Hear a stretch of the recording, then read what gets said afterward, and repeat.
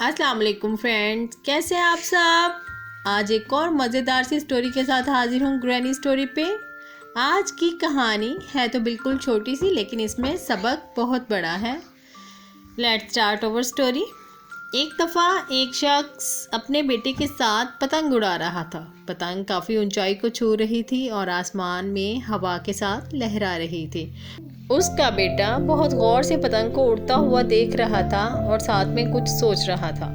सोचते सोचते उसने अपने अब्बू को मुखातिब किया। कहने लगा, अब्बू जान, ये पतंग इस डोर से जुड़ी हुई है, इसलिए बस यहीं तक गई और ऊपर नहीं गई। अगर हम इस डोर को काट दें तो ये और भी ऊपर जा सकती है। उसके बाप ने कुछ देर सोचा, फिर उसने पतंग की डोर को तोड़ दिया तो पतंग थोड़ा और ऊपर जाने लगा।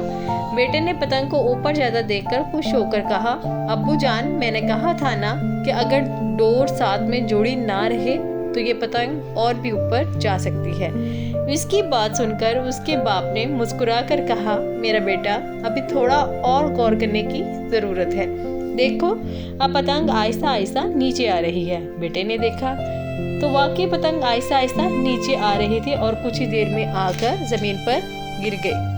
फिर बाप ने अपने बेटे को समझाया कि बेटा, ज़िंदगी की जिस ऊंचाई पर हम हैं वहाँ अक्सर हमें ये लगता है कि जहाँ हम हैं कुछ चीज़ों से हम मज़ीद आगे नहीं जा पा रहे। ये चीज़ें हमें ऊंचाई पर जाने से रोक रही हैं, जैसा कि हमारे वालिदैन, दोस्त, अहबाब, उस्ताद वगैरह। और कई बार ज़िंदगी में हम ये सोचते हैं कि ये लोग हमें कामयाब होने नहीं दे रहे, हमें जगह जगह पर रोक रहे हैं। जिस तरह वो पतंग डोर से जुड़ी रही तो वो ऊंचाई पर लहराती रही, मगर जैसे ही वो डोर से टूट गई, ऊंचाई पर गई ज़रूर, लेकिन कुछ ही देर के लिए, फिर वापस ज़मीन पर गिर गई।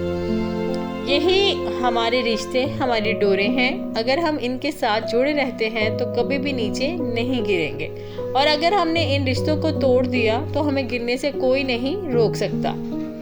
इस कहानी से हमें ये सबक मिलता है कि हमारे वालिदैन हमें आगे बढ़ने से नहीं रोक रहे, बस वो इस धागे को टूटने से बचाना चाहते हैं ताकि हम ऊंचाई पर टिके रहें। कैसी लगी स्टोरी?